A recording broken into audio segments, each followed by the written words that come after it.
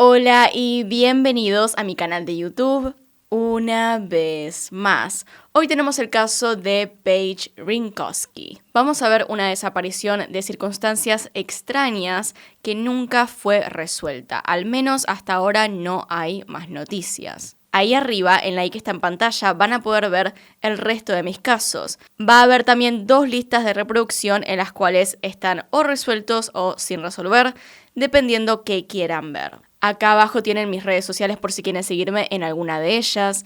Y sin nada más que decir, comencemos.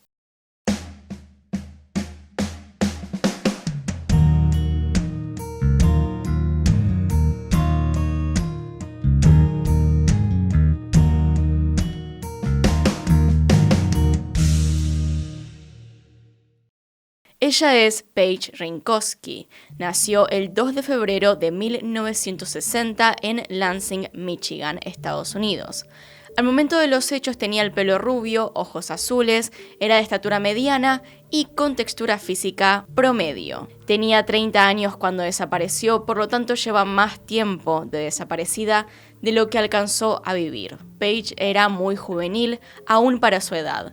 Tenía algunas cicatrices quirúrgicas en su brazo y pierna derechos, y una cicatriz adicional en su codo derecho, todo producto de su amor por el deporte y su espíritu inquieto. En 1990, es decir, en el momento de su desaparición, la población de Lansing era de 127.000 habitantes.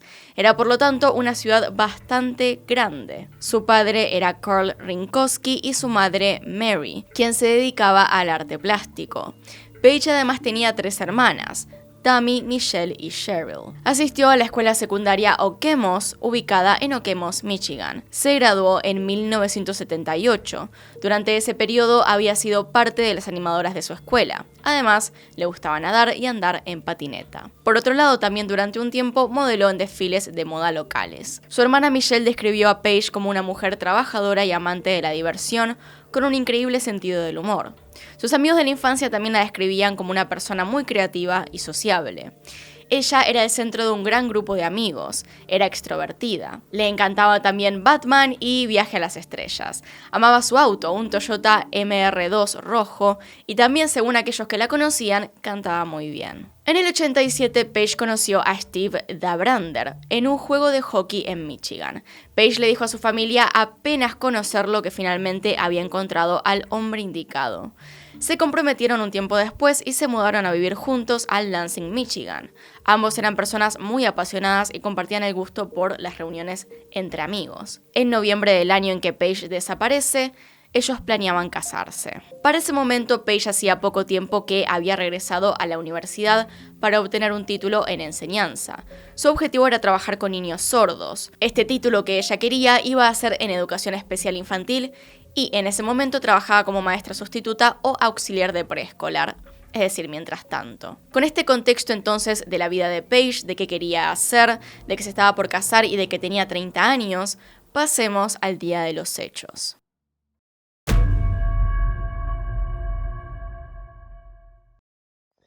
Vamos a hablar del 24 de mayo de 1990 y tengan esto en cuenta porque es el jueves anterior al fin de semana del Día de los Caídos, el cual es un fin de semana que se caracteriza por el gran movimiento de turismo.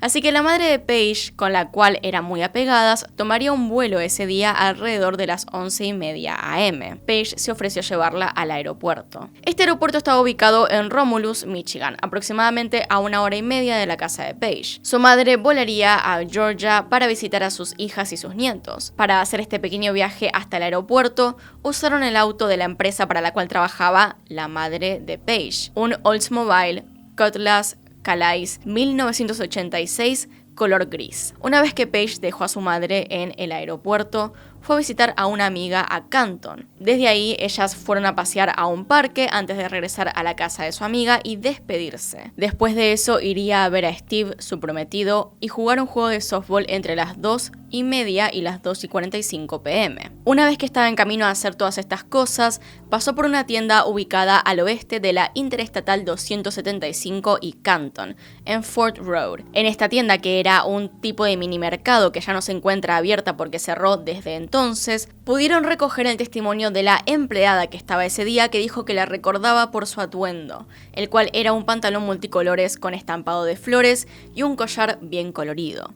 Compró una sola botella de cerveza que luego sería encontrada en el auto. La siguiente vez que alguien la ve es aproximadamente a eso de las 3:30 a 4 p.m, cuando dos automovilistas que pasaban por ahí notaron que estaba hablando con dos hombres afroamericanos. Estos dos hombres estaban en una minivan de color bordó. La situación era que estaban parados entre los dos vehículos, el de Paige y su minivan. Y se la vio también a Paige, o se cree que era Paige, gesticulando y levantando las manos en el aire. Uno de los hombres fue visto poniendo su mano en el hombro de Paige. La mayoría de los testigos dicen que el auto de Paige estaba estacionado enfrente y la camioneta estaba estacionada detrás. Hay que tener en cuenta que el límite de velocidad en esa carretera es de 65 millas, o sea, unos 100 km por hora. Es un poco difícil, como se deben imaginar, observar detalles a esa velocidad, por lo que también resulta difícil asegurar que esto haya sido así como lo describo ahora. Seguramente también es por esto que algunos de los testimonios varían su versión de lo que realmente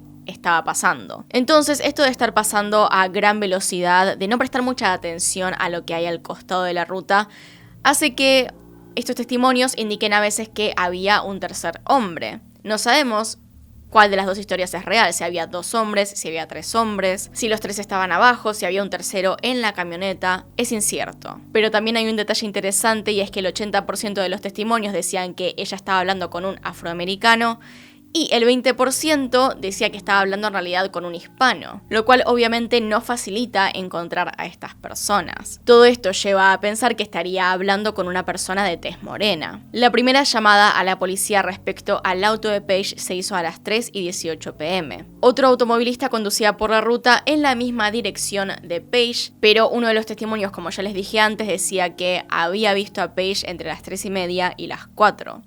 Habiendo dicho esto, no sabemos la hora exacta en la cual desapareció, por lo que podría haber sido el intervalo de tiempo desde las 3:15 a las 3:30 o posiblemente las 4 en punto. Lamentablemente esto no está confirmado, nadie puede decir específicamente a qué hora pasó. Uno de los testigos pasó nuevamente a las 7:30 p.m. y observó que el coche de Paige todavía estaba ahí.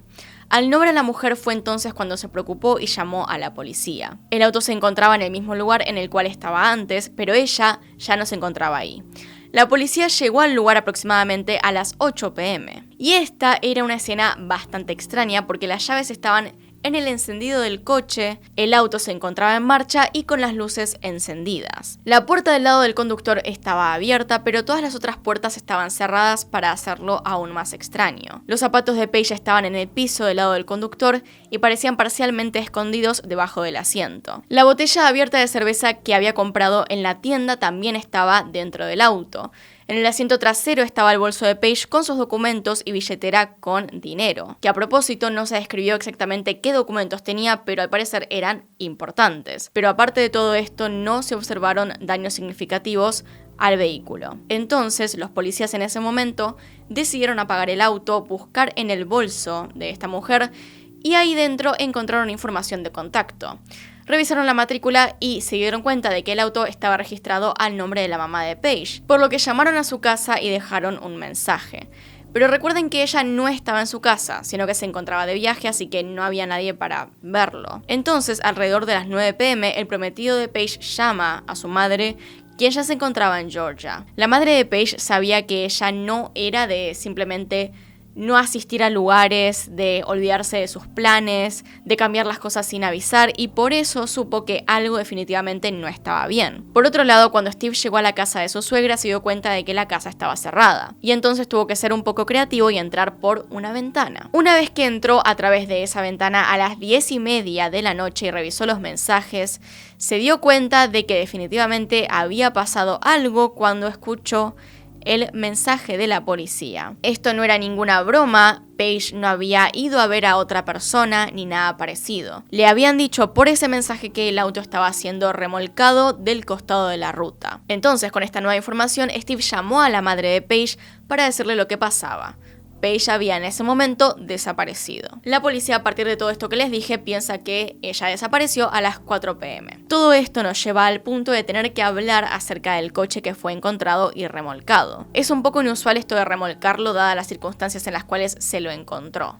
aparte de todo, las circunstancias en las cuales fue encontrado el auto eran bastante inusuales.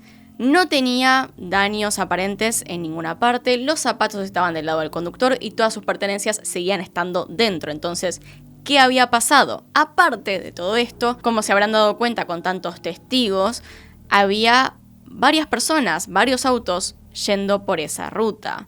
Por lo tanto, esto tuvo que haber pasado tal vez en un microsegundo. En unos pocos minutos tuvo que haber desaparecido. La policía decidió, más allá de todo esto, remolcar sin investigar qué había pasado. Vamos a ver, si alguien deja sus zapatos y la billetera en el auto, no planea irse por un largo tiempo. Y pasó un largo tiempo porque la primera llamada a la policía fue a eso de las 3 de la tarde y tal vez, no sabemos, la misma persona llamó varias horas después. Recién de eso fueron a remolcar el auto, o sea que pasaron por lo menos 3-4 horas hasta ese momento, horas en las cuales ella estuvo sin su billetera y sin sus zapatos. Digamos que ver esa escena, ver los zapatos, las pertenencias y no ver a nadie alrededor, además de las horas que habían pasado, debería haber alertado a la policía, pero no fue así. Además de que el auto estaba encendido, o sea, todo esto indicaba que ella no se quería ir a ninguna parte. Definitivamente debería haber sido más investigado, deberían haber tomado alguna clase de prueba, ya sea fotos, algo del lugar,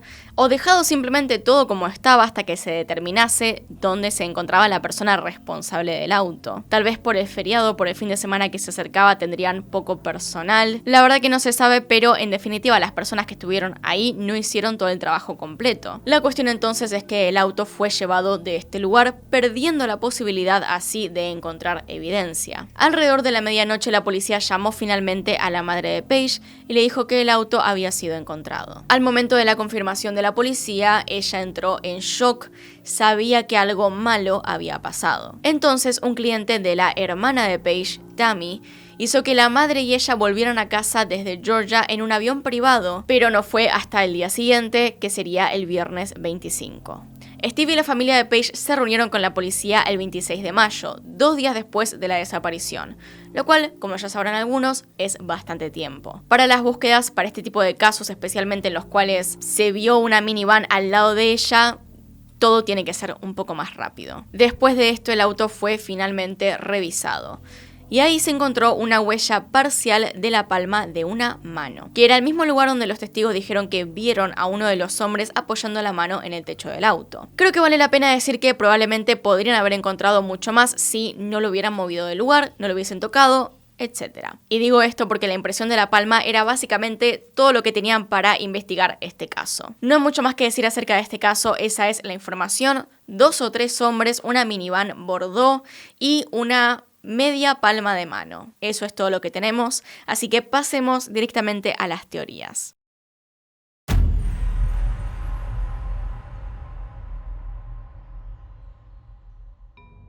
Las posibilidades que se plantean en este caso son varias. La primera de todas es, por supuesto, que haya sido secuestrada. Tal vez las personas que estaban conversando con ella la llevaron en la minivan, pero cómo pasó esto no tenemos idea. Tal vez en ese momento algo ocurrió con el auto de Paige que la hizo estacionar, tal vez ellos le hicieron señas desde atrás, o incluso puede ser que hayan utilizado la táctica de ponerse al costado de la ruta y pedir ayuda a propósito para atraer gente. Y así, una vez que esta persona se bajara completamente indefensa, llevársela. A la vez, todo esto puede ser una coincidencia y que los hombres que estaban hablando con ella no fuesen importantes para el caso. Tal vez pasó otra persona en ese momento y se la llevó. A la vez, hay otras personas que piensan que todo esto es un accidente simulado. Es decir, que Paige habría planeado la escena para irse. Cualquiera de estas posibilidades se puede considerar al no tener ninguna información, ninguna prueba de nada, y que los testigos sean tan poco útiles, ya que, como dije antes, iban a altas velocidades, por lo tanto no iba a ser tan fácil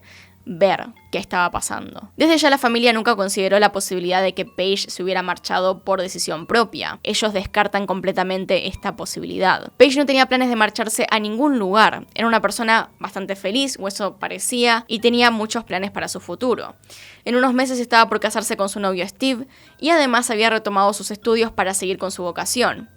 Ella se veía, según su familia, según sus amigos, como una persona muy feliz, muy contenta con lo que estaba haciendo. Unos días antes de desaparecer, había hecho un depósito de una gran suma de dinero en su cuenta bancaria. Dinero que, por cierto, no había tocado. Tampoco tenía planes de viajar y sabemos que ella era una persona bastante hogareña, así que rara vez viajaba sola sin compañía de personas que ella quisiera. Es decir, no hacía viajes esporádicos, no es que de un momento a otro decidía irse sin ninguna persona más. No era para nada ella. Los testigos que fueron entrevistados por los investigadores tenían descripciones muy variadas del vehículo visto cerca de Paige, pero pudieron proporcionar descripciones de los hombres que llevaron a 6 bocetos policiales, ninguno de los cuales todavía ha sido identificado. También por eso se cree que estas personas tienen que ver con el caso, porque nunca salieron a la luz, nunca dijeron nada, nunca se comunicaron con la policía. La amiga que se había reunido con Paige para almorzar el día de la desaparición se mostró cooperativa y prestó declaración sobre lo que vivió esa tarde cuando se encontró con Paige. Pasaron menos de 2 horas juntas, así que no hay mucho que decir con respecto a esto. El prometido de Paige fue interrogado varias veces también, y luego fue absuelto de ser sospechoso. Tenía una coartada bastante buena. La policía caratuló el caso como un homicidio a pesar de que su cuerpo nunca fue encontrado. 3 secuestros y asesinatos sin resolver de mujeres jóvenes ocurrieron en la década de los 80. En el área general donde Renkowski desapareció. No se sabe ni se descubrió nunca si estos casos están relacionados entre sí. Los investigadores se inclinaron a pensar que quien se llevó a Paige simuló un choque. Había un pequeño golpe en el guardabarros del auto. Y en esto el equipo de casos sin resolver del departamento de sheriff del condado de Livingston dijo que había algo de daño en la parte delantera, pero nada demasiado significativo, de hecho, sobre todo considerando que en una ruta se viaja a una velocidad bastante alta y cualquier roce entre autos ocasionaría una gran rotura. La familia cree que el daño en la parte delantera ya estaba ahí anteriormente y no se cree que sean nuevos o que formen parte de la desaparición. Por otro lado, esto único que se encontró, que fue una huella de la palma de la mano, nunca coincidió con ningún sospechoso. Solo sabemos que fue alguien apoyado en el vehículo. No hay tampoco evidencia de ADN del sospechoso. Solamente está el ADN de la familia de Paige para identificar restos suyos. Y no solamente no hay ADN porque la escena fue contaminada al llevarse el auto, sino que también hay un problema en el hecho de que la policía no supo decir dónde exactamente había sido encontrado como para revisar alrededor, ya que si se ve un poco la escena, más allá del auto en sí, tal vez podrían encontrar huellas, alguna clase de evidencia de fuerza, alguna pelea, pero no supieron decir dónde habían hallado específicamente el auto. Por otro lado, se habían hecho algunas denuncias de supuestas personas que se hacían pasar por policías con identificaciones falsas. Quizá fue esta la razón por la cual Paige se detuvo. También hay que considerar que el lugar donde se encontraba el auto estaba cerca de una de las salidas de la autopista, lo que también los llevó a pensar que estas personas que habían detenido a Paige sabían que podían raptarla y salir rápido en fuga. Por desgracia, el tiempo perdido hasta que se comenzó la búsqueda imposibilitó el encontrarla inmediatamente. Ahora mismo hay un equipo de casos abiertos que está investigando el de Paige. Si bien los investigadores originales del caso ya están jubilados de la fuerza policial, continúan también con la búsqueda. Aunque el tiempo transcurrido no juega a favor, ellos están convencidos de que alguien va a hablar en algún momento dando ciertos detalles del paradero o destino de Paige. Las autoridades reabrieron este caso a fines de la década del 90. En 1999 se entregó personalmente una denuncia anónima a un detective de la Policía Estatal de Michigan de Lansing. La información que les dieron contenía una carta y un mapa que decía que los restos de Paige se encontraban en un área boscosa. Fueron por supuesto a buscar a este lugar, pero no se encontró nada. Sin embargo, la familia de Paige piensa que los detectives habrían interpretado mal el mapa. No fue hasta el 2011, después de que los perros de cadáveres indicaran posibles restos humanos en una propiedad privada, que el FBI, el departamento de sheriff del condado de Livingston y los expertos forenses de la Universidad Estatal de Michigan comenzaron a buscar y excavar. De todas formas, este esfuerzo no produjo ninguna respuesta. Esta propiedad se encuentra en los condados de Livingston en Wade Township y más allá de que un montón de diferentes autoridades estuvieron en la búsqueda, no hubo ni rastros de nada. En mayo del 2011 se registró el estanque de Handy Township en Michigan. Usaron un radar de penetración en el suelo y, por supuesto, buzos en el estanque. Se encontraron algunos huesos, pero resultaron ser de animales. Hubo también un preso no identificado que estaba en una prisión de Michigan, que fue nombrado sospechoso y estaba en la cárcel por el robo de un auto a una mujer joven, pocas semanas después de que Paige desapareciera. El sospechoso fue entrevistado varias veces por la policía y pasó una prueba de detector de mentiras o prueba de polígrafo, y una vez que pasó esto fue eliminado como sospechoso. Pero el tan nombrado detector de mentiras ya hemos dicho antes que no prueba nada, y que una persona que simplemente está bastante calma puede pasarlo sin problemas. Este sospechoso tenía 17 años en el momento de la desaparición, y no hay información de por qué se lo consideró sospechoso como tal, aparte del hecho del robo del auto. No sabemos si tenía algún parecido con los bocetos de sospechosos o si había coincidencia con la huella encontrada. La cuestión es que una vez que pasó la prueba del polígrafo, ya no hubo sospechas que lo vincularan. La familia de Paige, por su parte, no ha dejado nunca de buscar respuestas y crear conciencia. Fue a través de esos esfuerzos que un testigo dio un paso al frente, años después de la desaparición de Paige, con una nueva descripción del sospechoso. A continuación mostramos el boceto elaborado a partir de esta descripción. Aunque la madre de Paige falleció sin respuestas, usó el conocimiento que adquirió para ayudar a otras familias con sus seres queridos desaparecidos. La hermana y la sobrina de Paige ahora continúan con la misión de encontrarla. Es justo decir además que la madre de Paige dedicó su vida a ayudar a familiares de desaparecidos. Fue defensora de los desaparecidos durante 15 años, líder y coordinadora de programas de Michigan de padres de niños asesinados, y fue un miembro muy activo de los desaparecidos en Michigan desde que comenzó en 2010. A menudo fue oradora invitada en conferencias y reuniones en 2005. Recibió el premio al Defensor del Año de Víctimas de Delitos del senador William Van Rogan en 2015, y Michelle, la hermana de Paige, dijo que desde que su madre falleció, la familia continúa ayudando e investigando. Michelle también se mantiene en contacto con las autoridades de forma regular y en colaboración continua. En 2017, cuando Mary falleció, tuvieron un funeral doble para ella y para su hija Paige, y donde sus familiares y amigos celebraron sus recuerdos, celebrando sus vidas juntas. Probablemente esto les ayudó a cerrar un poco todos los eventos y pasar al siguiente capítulo de sus vidas. Esto, sin embargo, que estoy diciendo no quiere decir que hayan dejado para nada de buscar a Paige, y a pesar de querer vivir sin el dolor constante, ellos siguen intentando encontrar justicia. Así que bueno, eso es todo lo que tenemos por hoy. Esta es toda la información que tengo para darles. Paige sigue desaparecida, han pasado 31 años y todavía no se encontró nada de ella.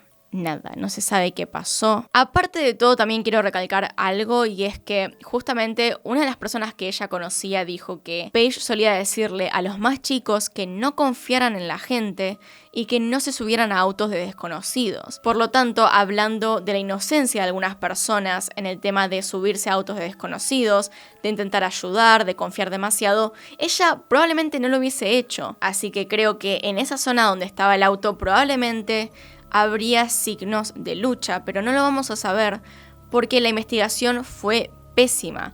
Pero no porque los detectives fueran malos, sino porque en sí los oficiales que estaban en la escena desde el primer momento no hicieron el trabajo que tenían que hacer. O, poniendo eso de lado, ni siquiera recordaban dónde habían encontrado el auto específicamente, como para intentar buscar ya después de habérselo llevado. Así que nunca lo sabremos a menos de que realmente ella aparezca, o de que alguna persona o aquellos que cometieron este crimen aparezcan y digan qué pasó. O tal vez pueda pasar como en otros casos en los cuales se encuentra a las personas responsables por otros crímenes. Cualquiera sea la forma de solucionarlo, espero que en algún momento se encuentre algo de esta mujer.